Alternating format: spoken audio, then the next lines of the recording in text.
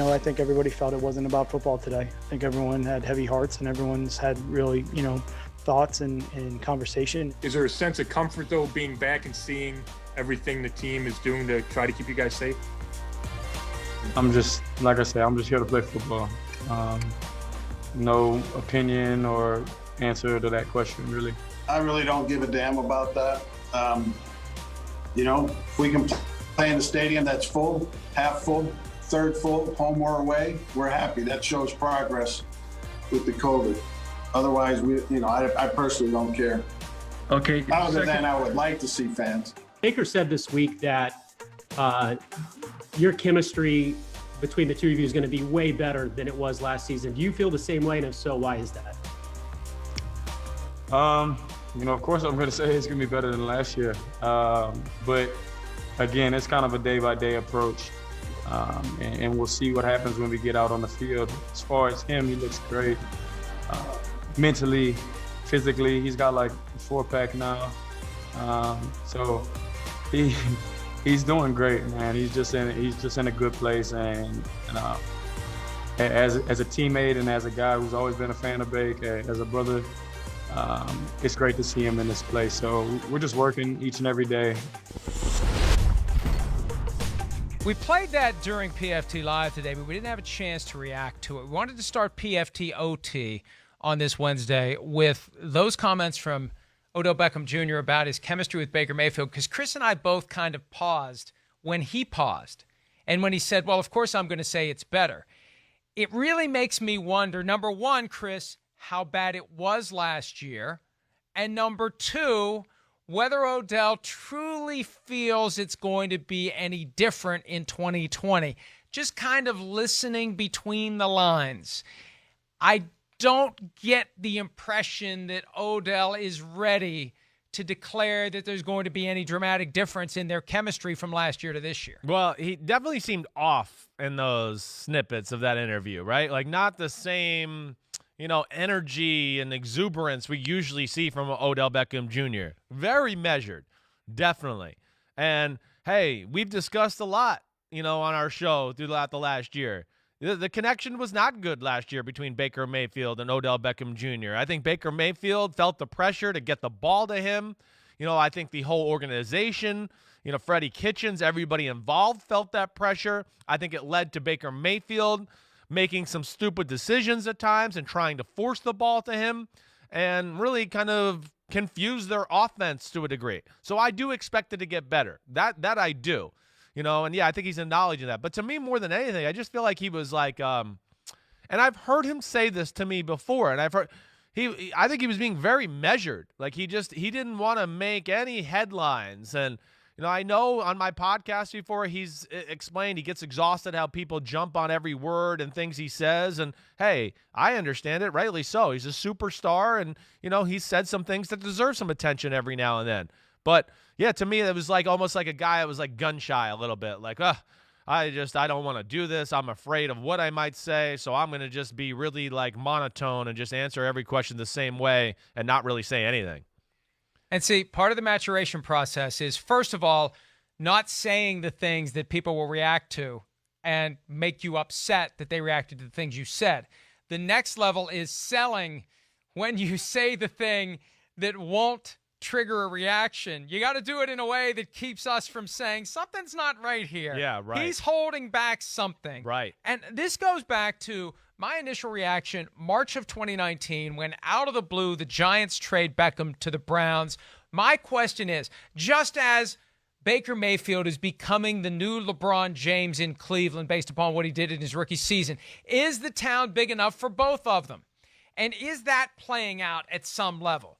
Beckham and Mayfield, and who's got more sway in the locker room? And I'd love to know what went on behind the scenes last year when Mayfield is regressing, and there's all this talk about Beckham wants the ball, and how much did that screw up Baker when he's doing his reads? Is he holding the ball too long to give Beckham a chance to get open? Is he forcing the ball into coverage when somebody else is open?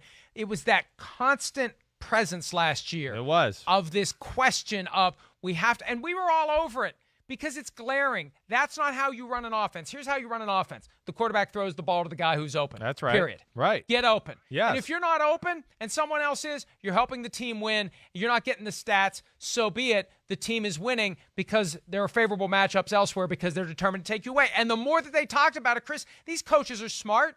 They know the way to beat the Browns is take away Odell Beckham Jr., and it's going to screw them up because they're so determined to get him the football. Yeah, well, there were certain games where you knew that was like the mantra going into the game. Let's go to Odell some touches early and force the ball to him, make him feel comfortable and get the offense going that way. And you're right. That's not the way to do it. Listen, when you force a ball to the guy like that, yeah, it throws off the whole rhythm of the offense. And more importantly, it throws the psyche of the quarterback off. And hey, Freddie Kitchens is partly to blame. Baker Mayfield's partly to blame for feeling that pressure. He's got to be able to be bigger than that and block it out and just go, like you're saying, I'm going to run the damn play, and I'm going to read the coverage. And if it so happens to go to Odell Beckham Jr., then so be it. But there was times where, he forced the ball, and you're like, damn, what is he doing? And then I think he gets in his own head, Baker Mayfield, to where now he's going, wait, I forced it to him too many times. Let me go to the other side of the field. And then that's when you go, damn, Odell was open. You should have thrown it to him then. Now he's open. He's been open for the last 4 plays. So there was a lot of that inconsistency going on last year. Kevin Stefanski, yes, don't go out of your way. You can formulate offensive attacks and game plans around, hey, they were going to run this drop back pass, and I'm going to make Odell the first read, but not to where we're just going to go like, oh, we're dropping back to pass and throwing it to Odell. This play is just all about him and getting him open. No, yeah, you got to do it by committee. And you use that guy as a pawn in your offense as a part of your scheme to therefore then get defenses to go, wait, their scheme's pretty good, and man, they know how to feed this guy the ball in the scheme. Whoa, we need to do something to take away Odell Beckham Jr., and then all of a sudden Jarvis Landry's wide open, or, David Njoku or Austin Hooper. And last year they just had it a little bit backwards, and there certainly was pressure on that situation. Wait a minute. You make Austin Hooper your first pick in the best tight ends draft other than Travis Kelce and George Kittle, and he gets mentioned after David Njoku. I think you just revealed yourself there. You don't feel as strongly about Austin Hooper as you claimed. I just had names going through my head. My brain. It doesn't always work coherently, okay? So. And here's the thing. Kevin Stefanski was in Minnesota from 2006 through 2009. He got there a couple of years after the failed Randy ratio. But anytime there's a receiver that a team is determined to get the ball to, that they've got this personality that needs to be catered to. He needs to have the ball. That's counterproductive. You can't do that. You can't say we're going to get the ball to this player a certain number of times. Defenses are too evolved now. The defensive backs are too good. The coverages are too good. You can't force the ball. Unless you truly have, and even a Randy Moss, it doesn't work. You can't force the ball to the same guy over and over and over again because that makes your offense too predictable and it creates too much stress when it doesn't happen the way you want it to. So hopefully the Browns are going to evolve past that with Kevin Stefanski as the head coach. One last thing on Beckham. We only played a little bit of the conversation about whether he considered opting out. Right. Because he had the comments to the Wall Street Journal a couple of weeks before camp opened where he said, hey, I'd be fine if they don't have a season at all. I don't know why we're even trying to do it. He didn't opt out. He wouldn't talk about why and whether he feels comfortable with the team. I think he wanted to stay away from that topic altogether. But I think his words made it obvious. If he meant what he said to the Wall Street Journal, he had to have been thinking about opting out. Chris. Of course, yeah, I think so. I think that it plays into what we were just saying. I just think he was gun shy in this, right away, and probably a little scarred by things that have happened before. And then he makes those comments to the Wall Street Journal, and it becomes a big topic.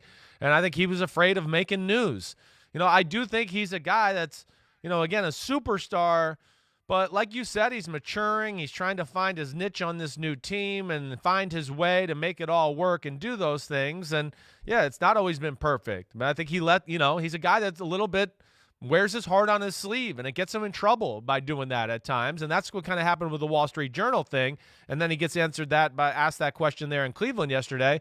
And I think he's just going, oh, damn, I don't want to be on the cover of the sports page here again in Cleveland tomorrow and have to answer these questions. And he just goes, no comment. Hi, I'm Mike Tirico, and thanks for watching. Make sure to hit subscribe for the latest news and highlights from NBC Sports.